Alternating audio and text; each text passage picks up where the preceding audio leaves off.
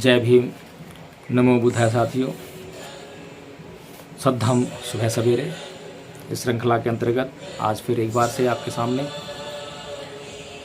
भगवान बुद्ध और उनका धम्म पुस्तक का वाचन करने के लिए, और पिछले 2-3 वीडियो से जैसा कि आप देख रहे हैं, सुन रहे हैं और हम पढ़ रहे हैं कि एक प्रश्न और उत्तर की श्रृंखला चल रही है। राजपुरोहित और मंत्री बुद्ध को वापस गृहस्थ बनाने के लिए आए हैं और बुद्ध राजपुरोहित को उत्तर देते हैं, और राजपुरोहित को दिए गए उत्तर को सुनकर मंत्री फिर से अपने तर्क के हिसाब से, अपनी बुद्धि के हिसाब से बुद्ध से फिर प्रश्न करते हैं। और अब इस वीडियो में, इस पाठ में हम उन प्रश्नों के उत्तर को देखेंगे कि बुद्ध ने अब मंत्री को क्या उत्तर दिया है और बुद्ध अपने संकल्प पर कैसे दृढ़ रह सकते हैं या रह पाते हैं। तो यह पाठ का नाम भी बुद्ध का दृढ़ संकल्प ही है। इस पाठ को शुरू करते हैं।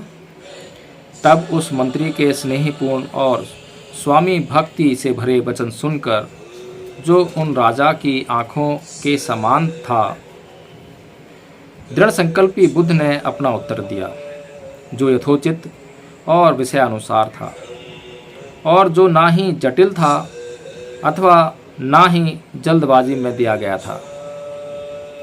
कुछ अस्तित्व में है या नहीं, इस संदेह का निराकरण दूसरों के शब्दों में नहीं किया जाना चाहिए। गृह त्याग कर मैंने स्वयं सत्य को जान लिया है। इस विषय से संबंधित सत्य को मैं स्वयं ही ग्रहण करूंगा। मैं किसी भी ऐसे सिद्धांत को सही नहीं मान सकता जो अज्ञान आश्रित है और जिसका सिर नीचे और पैर ऊपर की ओर है। मैं किसी ऐसे सिद्धांत को सही नहीं मान सकता जिसमें सैकड़ों बातों को यूं ही पहले से ही सही मान लिया गया हो। कौन बुद्धिमान आदमी किसी दूसरे पर आश्रित होकर किसी बात में विश्वास करेगा? मानव जाति तो एक अंधे की तरह है, जो अंधेरे में दूसरे अंधे के पीछे चलने वाली है। लेकिन यदि मैं सत्य को ना भी देख पाऊँ, तो भी यदि भलाई और बुराई के विषय में संदेह किया जाता है, तब भी आदमी का चित्त भलाई में ही लगा रहना चाहिए। सद्वृत्ति वाले के लिए थोड़ा व्यर्थ का परिश्रम भी कल्याणकारी ही होता है। लेकिन यह देखकर कि इस पवित्र परंपरा का कोई आधार नहीं है, उसी बात को ठीक समझो जो सही है और जो विश्वसनीय लोगों का वचन है, और विश्वसनीयता का अर्थ है गलतियों का अभाव, जो सर्वथा दोष रहित है, असत्य का आलाप नहीं करेगा। और जो कुछ भी आपने मुझे घर लौट चलने के बारे में कहा है और जो उदाहरण आपने प्रस्तुत किए हैं, वे प्रामाणिक नहीं हैं, क्योंकि कर्तव्य निश्चित करने के लिए तुम कैसे उन लोगों की प्रामाणिकता का उद्धरण कर सकते हो जिन्होंने अपने ही संकल्प को तोड़ दिया है। चाहे सूर्य पृथ्वी पर आ गिरे और चाहे हिमालय भी अपने स्थान से हट जाए, तो भी मैं किसी स्थिति में इंद्रिय विषयोन्मुख होकर घर नहीं लौट सकता।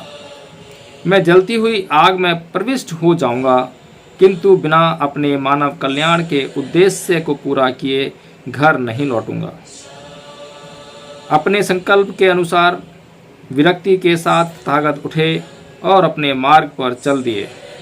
तथागत के दृढ़ संकल्प को सुनकर आंखों में आंसू भरे हुए वे दोनों मंत्री और पुरोहित आशा भरे नेत्रों से देखते हुए तथागत के पीछे पीछे कुछ दूर तक चले, और फिर अपने दुख पर काबू पा लेने के बाद कपिलवस्तु लौट आए।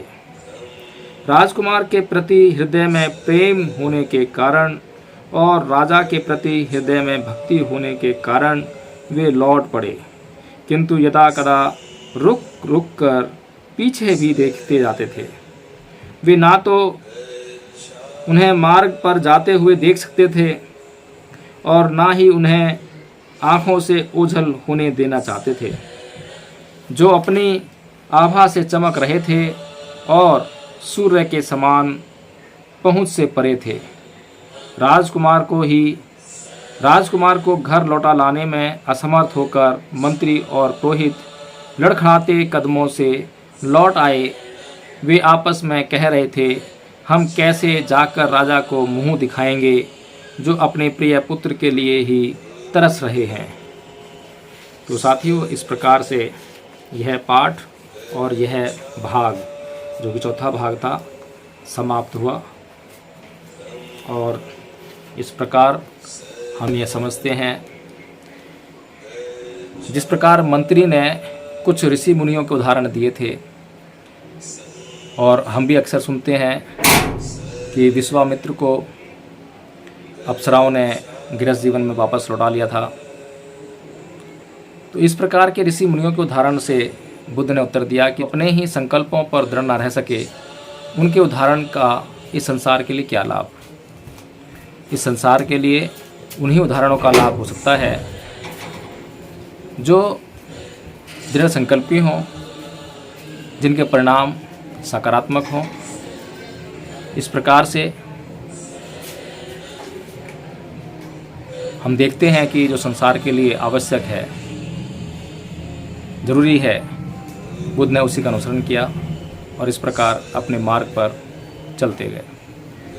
तो साथियों, हमें ये समझना चाहिए कि जो सबके लिए ज़रूरी है, सही है, उसी का अनुसरण करना चाहिए। अन्यथा हमें व्यर्थ की बातों में पढ़कर, व्यर्थ के उदाहरणों में पढ़कर, व्यर्थ के लोभ लालचों में फंसकर अपने जीवन को बर्बाद नहीं करना चाहिए। जितना जल्दी संभव हो सके उतना जल्दी हमें सन्मार्ग पर आकर हमें धम्म का पालन करते हुए अपने जीवन को यथासंभव सुखी बनाने का प्रयास करना चाहिए। बुद्ध ने एक बात कही कि जब तक मैं संसार के लोगों का कल्याण ना कर लूं, तब तक घर वापस नहीं आऊँगा, चाहे मुझे अग्नि में प्रविष्ट होना पड़ जाए। साथियों, ये संकल्प है। बुद्ध ने इन संकल्पों को अधिष्ठान कहा है। अधिष्ठान वह दृढ़ संकल्प है जो जब तक जो संकल्प ले लिया है, अगर वह पूरा नहीं होता है, तब तक व्यक्ति वापस नहीं लौटता, वापस पुनः उस स्थिति में नहीं आता जिस स्थिति से वह गुजर कर संकल्पित हुआ है। हमने देखा है कि बुद्ध ने जब यह संकल्प लिया कि चाहे मेरी हड्डियां चूर चूर हो जाएं, मेरा रक्त सूख जाए, मेरा कुछ भी हो जाए, लेकिन जब तक मुझे ज्ञान प्राप्त नहीं होगा तब तक मैं अब इस आसन से नहीं उठूंगा। और उस अधिष्ठान का उन्होंने पूरी डेडिकेशन के साथ में पालन किया और हमने देखा कि उन्होंने ज्ञान प्राप्त किया। और ऐसा ज्ञान जो वास्तविक सत्य था, वो इस संसार को रोशन कर गया, इस संसार को एक और सूर्य दे गया, ज्ञान रूपी सूर्य, जो आज भी उसी तरह चमक रहा है जिस तरह से उस वक्त चमक रहा था। अज्ञानता का अंधकार हमेशा हमेशा के लिए समाप्त कर दिया। तो साथियों, वीडियो को लाइक करें, शेयर करें और कमेंट करके बताएं कि आपको और किन बातों की हमारे वीडियोज़ में आवश्यकता है। इसे विदा लेंगे। जय भीम, नमो बुद्धाय।